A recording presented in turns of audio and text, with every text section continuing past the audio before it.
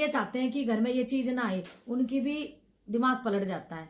तो इसलिए एक दिन वो दुकान पे जैसे मार्केट सामान वामान लेने गई और लड्डू गोपाल की, जैसे आजकल तो ना जगह जगह खुल रही है, ये नहीं है कि वृंदावन ही जाओ, पूरी मार्केट में कहीं भी चले जाओ आप, लड्डू गोपाल का इतना क्रेज है ना, भगवान जी का इतना क्रेज है ना कि आपको हर दुकान पे मिलेंगे आजकल।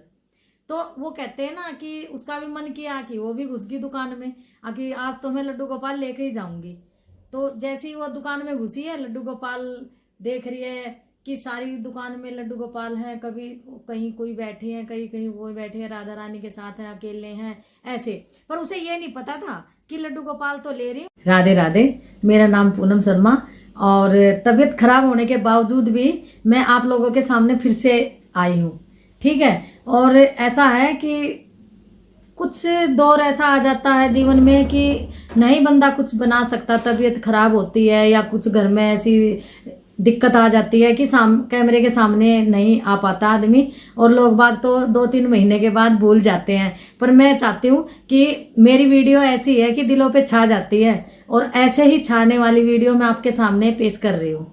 और अब एक मेरी सहेली है, जैसे एक लड्डू गोपाल लेने के लिए सोच रही है कि लड्डू गोपाल लेके आऊं, लड्डू गोपाल लेके आऊं, और एंटिक पीस सोच रही है कि एंटिक पीस है यार। पर मैंने उसको बहुत समझाया कि एंटिक पीस नहीं है, दिल में अगर श्रद्धा है तो लेके आना, नहीं तो बिल्कुल मत लेके आना, ठीक है। कह रही है कि कोई पूजा नहीं करने देगा, ये नहीं करने देगा, सब हो जाएगा। जब वो आ जाता ना तो अच्छों की माया भी पार हो जाती है। जब घर में लड्डू गोपाल आ जाता ना तो जो अच्छे होते हैं ना, जो ये चाहते हैं कि घर में ये चीज ना आए, उनकी भी दिमाग पलट जाता है।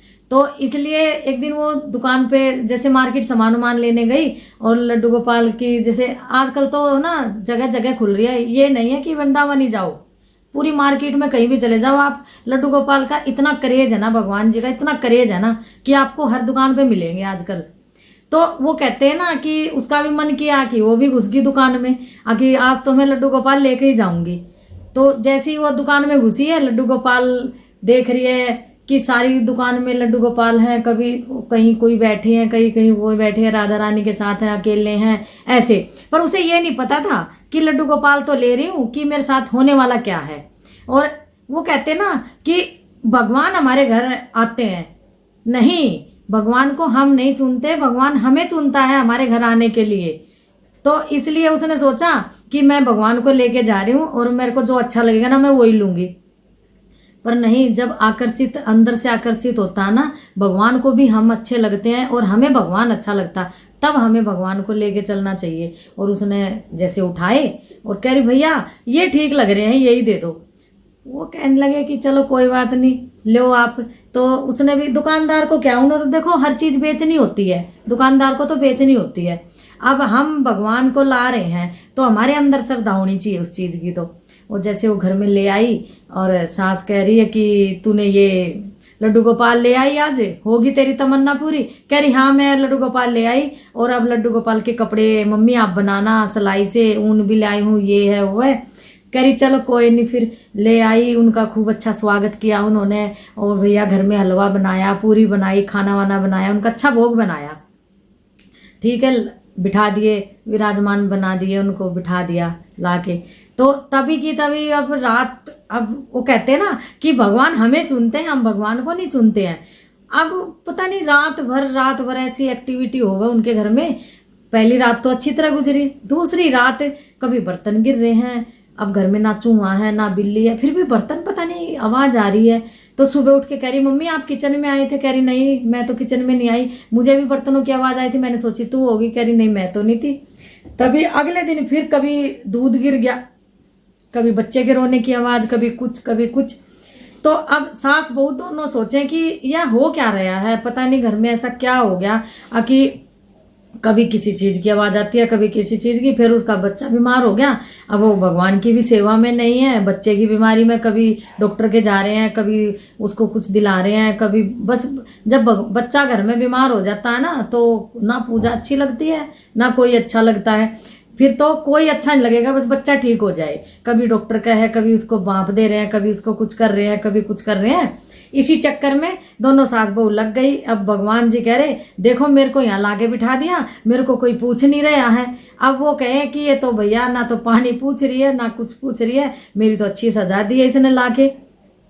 अब बच्चा भी बीमार हो गया। अब काफी दिन हो गए कि कभी घर में कुछ दिक्कत आ रही है, कभी कुछ दिक्कत आ रही। कह रही जब लड्डू गोपाल नहीं थे तभी अच्छे थे हम तो, और अब जब से लड्डू गोपाल आए हैं और कभी कुछ हो रहा है कभी कुछ हो रहा है। पता नहीं भाई, हमने पंडित जी से पूछना था या किससे पूछना था, कैसे हो गया समझ नहीं आ रहा कि लड्डू गोपाल ऐसे क्यों अटखेलियां खेल रहे हैं। सबके घर में तो ऐसा कुछ नहीं होता, सबके घर में सुख शांति होती है, हमारे ऐसा क्यों हो गया। तो उसके घर वाला भी बोला कि पता नहीं तूने किसी से पूछा था नहीं पूछा था, इनको ले आई है। और ऐसी चीजें जैसे तांबा की पीतल की कोई भी चीज कांसे की होती है ना, तो पंडित जी से पूछ के उनको घर में विराजमान करते हैं, और तू ऐसे ही ले आई।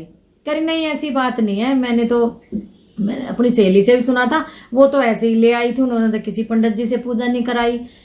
अब काफी दिन हो गए, घर में दिक्कतें इतनी आ गई हैं। फिर उसने सोचा यार दिक्कतों में है ना, मैं तो भगवान जी को भूल ही गई है कि जो लड्डू गोपाल है मैं तो उनको भूल ही गई। अब ऐसे करते करते उसको लड्डू गोपाल की याद आई गई, यानी कि उन्होंने याद दिलाई दी, याद आई। फिर उनको नहलाया धुलाया, उनको खाना वाना खिलाया, उनका भोग लगाया। कह रही लड्डू गोपाल ऐसा तो नहीं होना चाहिए था कि मैं तो बदनामी होगी आपको ले आके, कि मेरी तो बदनामी होगी, आप ऐसा कैसे कर रहे हो कि भाई मैं कभी मेरे घर में दिक्कत आ रही है, कभी हस्बैंड बीमार हो रहा है, कभी सास हो रही है, कभी बच्चे हो रहे हैं, कभी किसी चीज़ की आवाज़ आ रही है। अब आप सोचो ना, आप बताओ, मुझे तो कुछ समझ में नहीं आ रहा मैं क्या करूं क्या नहीं करूं। अब वो किसी पंडित जी के पास भी चली गई, वो कह रहे नहीं नहीं ऐसा कोई दिक्कत नहीं होती, लड्डू गोपाल खिलाने से पहले तो कोई प्राण प्रतिष्ठा नहीं होती है, क्योंकि प्राण प्रतिष्ठा हो जाएगी तो उनको आप उठा नहीं सकते, उनको निला नहीं सकते हो। ये तो भाई ऐसे ही लाए जाते हैं और अपना उनका जैसे आगमन करते हो किसी मेहमान का, ऐसे इनका करना था। करे हाँ वो तो सब किया हमने, और पता नहीं ऐसा कैसा हो गया। तो इसी चक्कर में अब वो सोच में पड़ गई, उसने अपने सारे रिश्तेदारों में भी फोन कर दिया कि ऐसा हुआ है हमारे साथ, तो हमें तो इतनी दिक्कत हो रही है, रात को हम सो नहीं सकते हैं बिल्कुल भी, और कभी किसी चीज़ की आवाज़ आती है, कभी घुंघरू की आवाज़ आती है, कभी किसी बच्चे रोने की आवाज़ आती है, और मैं तो बहुत परेशान हूँ, सपने में भी कुछ समझ नहीं आ रहा कि मैं क्या करूँ क्या नहीं करूँ। और मैं तो अच्छा लड्डू गोपाल लेके आई, बहन फंस गई मैं तो। और फिर तभी उसकी सास का दिमाग चला, कह रही जिस दुकान से तू लड्डू गोपाल लेके आई थी वहाँ उस दुकान पे लेके चल तू मुझे। तभी उसने बोला कि नहीं मम्मी, उस दुकान पे जाके क्या करेंगे, दुकानदार का क्या कसूर है कि जो लड्डू गोपाल को हम लेके आए हैं, पैसे दे के आए हैं, तो दुकानदार इसमें क्या करेगा। करी नहीं चल एक बार दुकान पे चलते हैं।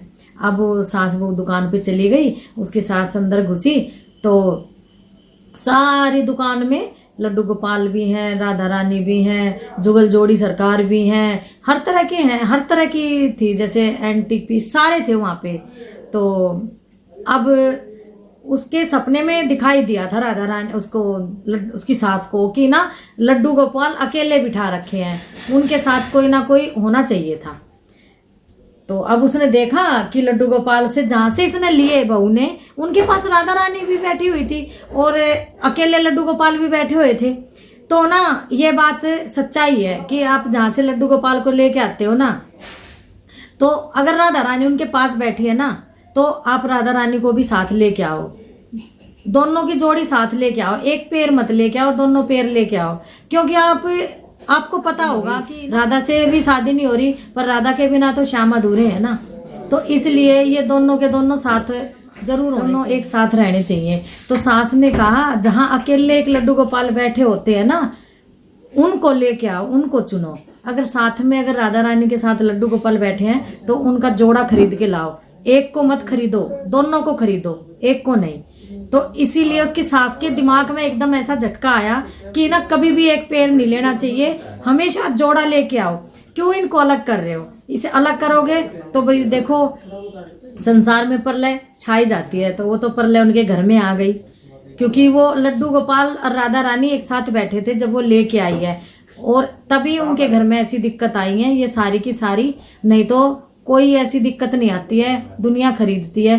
पर जहाँ पे लड्डू गोपाल अकेले मस्त में बैठे हो ना, वो लड्डू गोपाल ले। और कभी भी कोई भी लड्डू गोपाल लेने जाती हैं तो देखो राधा रानी और लड्डू गोपाल साथ बैठे ना, तो इकट्ठे ही पेड़ खरीद के लाओ, अकेले लड्डू गोपाल मत खरीद के लाओ। ये एक सच्चाई है, उनको अलग मत करो। वे तो सपने में भी अलग नहीं हो सकते और आपने तो हकीकत में अलग कर दिया।